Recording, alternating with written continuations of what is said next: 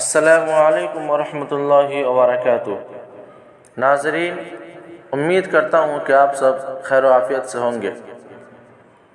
آج کی اس ویڈیو میں ہم روزے کے متعلق چند ضروری مسائل سیکھیں گے جن کی ہمیں سخت ضرورتیں پڑتی رہتی ہیں۔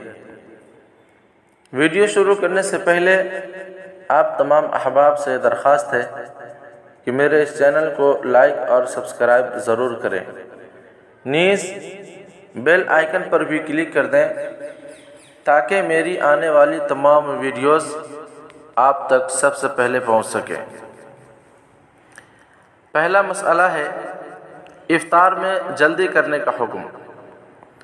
افطار کا وقت ہو جانے کے بعد افطار میں جلدی کرنا مسنون ہے، یعنی سنت ہے، اور بلا وجہ تاخیر کرنا پسندیدہ نہیں ہے۔ احادیث شریفہ میں افطار میں جلدی کرنے کی فضیلت وارد ہے۔ حدیث ہے، قال رسول اللہ صلی اللہ علیہ وسلم لا يزال الناس بخیر ما عجلوا الفطر۔ دوسری حدیث ہے، قال رسول اللہ صلی اللہ علیہ وسلم قال اللہ تعالی احب عبادی الی اعجلهم فطرا۔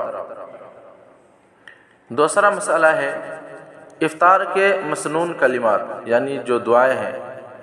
افطار کے وقت درج ذیل کلمات پڑھنا مسنون ہے، یعنی ان الفاظ کو پڑھنا سنت سے ثابت ہے۔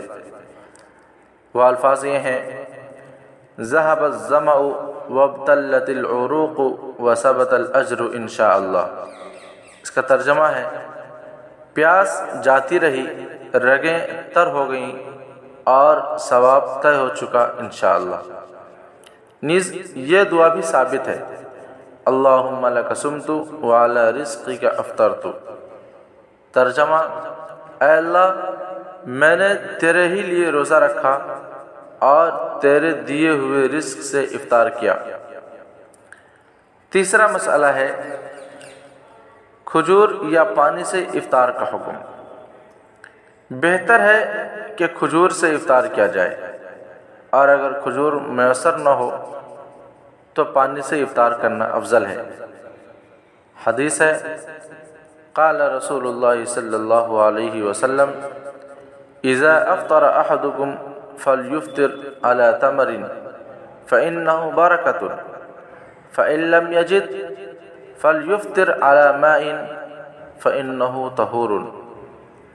حوالہ کتاب المسائل، جلد 2، صفحہ 149۔